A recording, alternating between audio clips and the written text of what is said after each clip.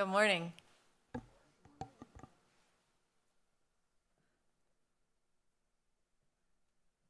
I want you to think about the very first rehearsal of a freshman's college music career.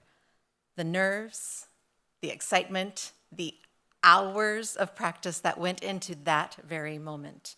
They walk into that rehearsal hall full of potential. But how many of them walk in already injured,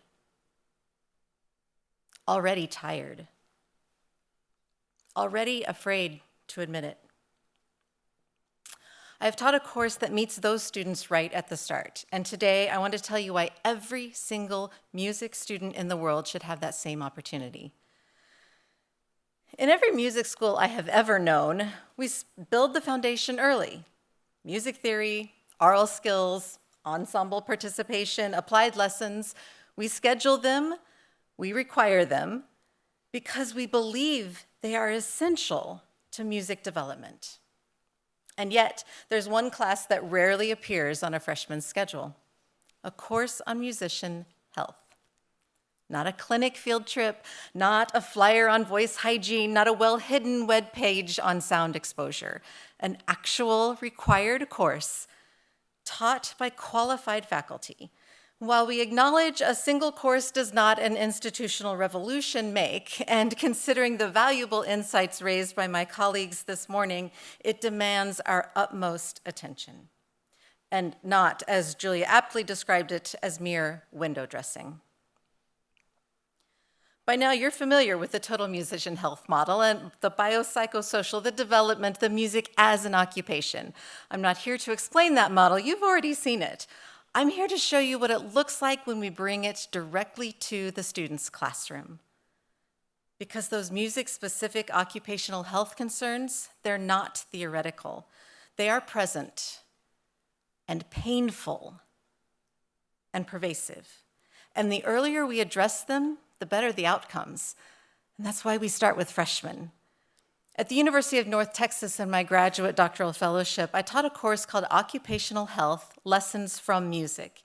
It was blended, part online, part in person, and every week students dug into their own physical, psychological, and social experiences as musicians. We covered musculoskeletal health, hearing conservation, mental wellness, voice care, studio culture, and power dynamics. We talked about rest, recovery, nutrition, identity, burnout, performance anxiety, and we discussed career and future planning. They tracked their practice time and sleep habits. They mapped dB levels in their rehearsal spaces. They experienced firsthand, no pun intended, what a 7/8 piano is like to play. They didn't just learn about health, they started making different choices immediately. One student told me he never even realized his shoulder pain was from hours of unbroken cello practice until we tracked it together. He started seeing our in-house DEO in the Performing Arts Health Clinic and received actionable treatment for his injury because of what he learned in this class. Another student explored backstage working conditions by shadowing a makeup artist at a professional haunted house. And then she researched how unsafe cosmetic practices could impact performers' respiratory health, an issue that directly affects singers and actors alike. And here's what's really powerful. They start to believe that their health matters as much as their tone quality.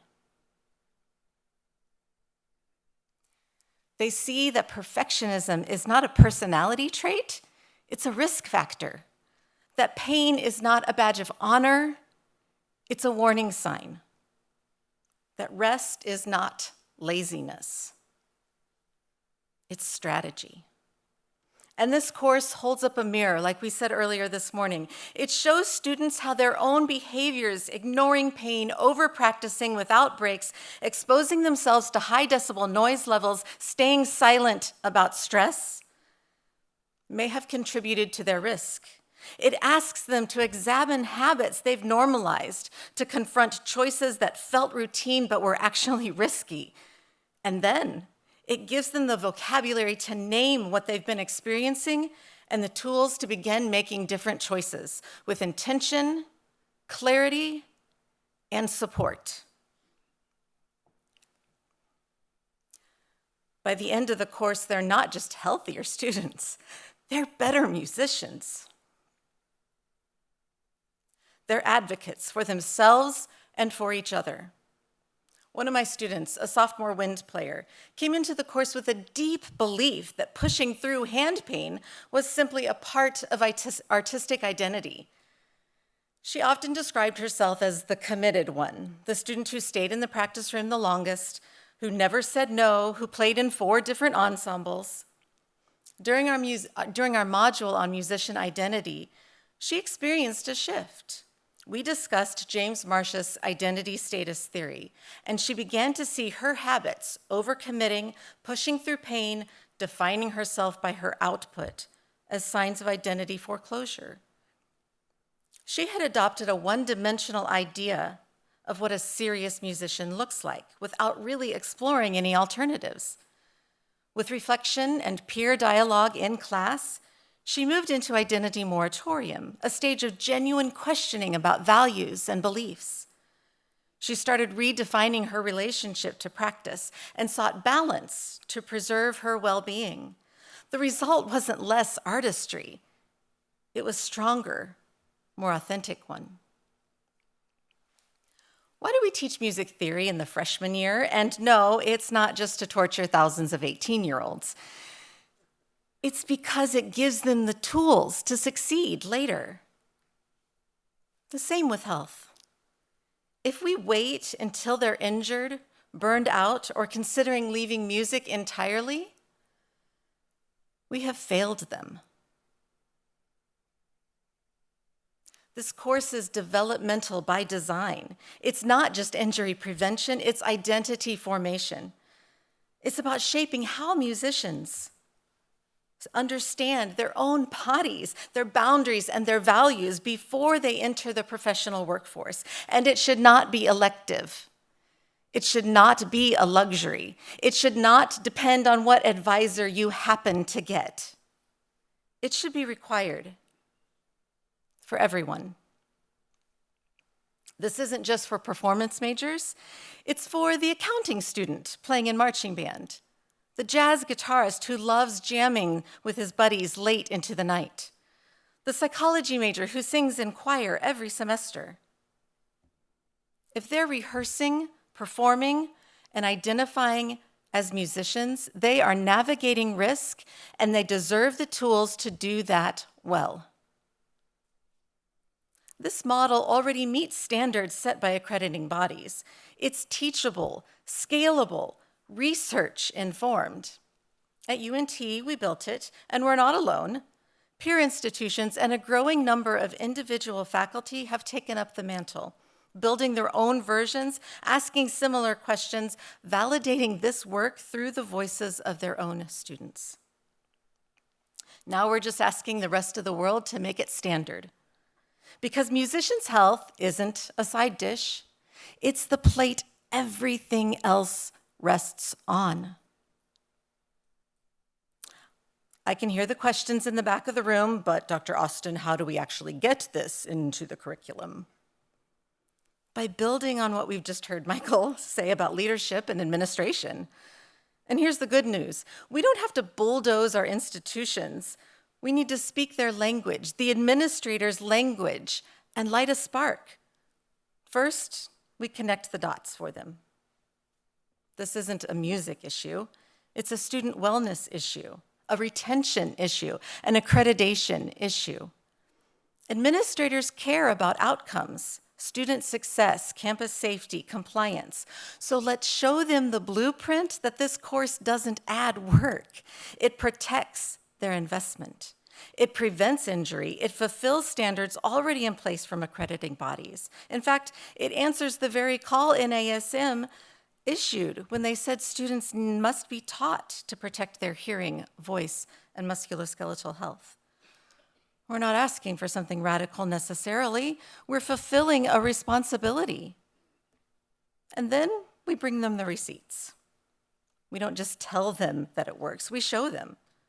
We bring in the data, the reflections, the quote from the student who said, "This class saved me from walking away from music."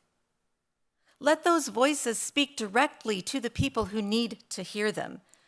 And then we build allies: public health, psychology, student affairs, kinesiology, engineering. These are our partners. When this course lives at the intersection of disciplines, it becomes harder to ignore and easier to accept. It isn't a solo act. It's a collaborative composition. And if you're facing hesitation, first direct them to watch the video of Dr. Thrasher's presentation a few minutes ago, and then suggest a pilot, a trial semester, a soft launch. Show them that you're not asking them to move a mountain. You're rolling up with a wheelbarrow already full of stones and saying, "Hop in, I've got this." It's small, intentional, and forward-moving. Exactly what change should feel like. You can frame this as leadership because it is. Requiring this course isn't about checking a box. It's about modeling what sustainable excellence looks like. It's about teaching the next generation of musicians that success and suffering do not need to be synonyms. When we advocate for this course, we are not asking for a curricular favor. We are offering an opportunity to lead with purpose, to innovate with integrity, and to put student well-being at the center of talent. So what happens when we don't? We lose them. We risk losing brilliant, passionate students to preventable injury, overwhelming anxiety, and cultural silence. We lose future educators, composers, therapists, performers. We tell them, "You must be excellent." But we forget to say that you must also be well.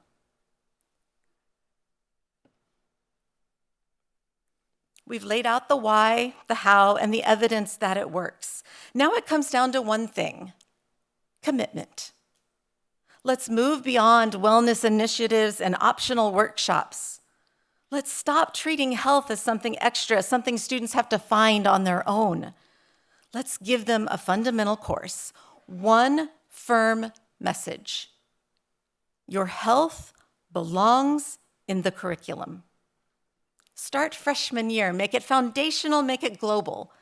Because if we get this right, we don't just change health outcomes, we change the culture of music education. Imagine a student stepping into their first rehearsal after taking this course, clear-eyed, grounded, and ready to own the room. The student who understands their limits, who knows how to care for themselves, who can say no without guilt and yes without fear. That's what performing arts health courses do. And if we believe in creative excellence, then we must also believe in sustainability. Let's build that into the very first note of their education. Thank you.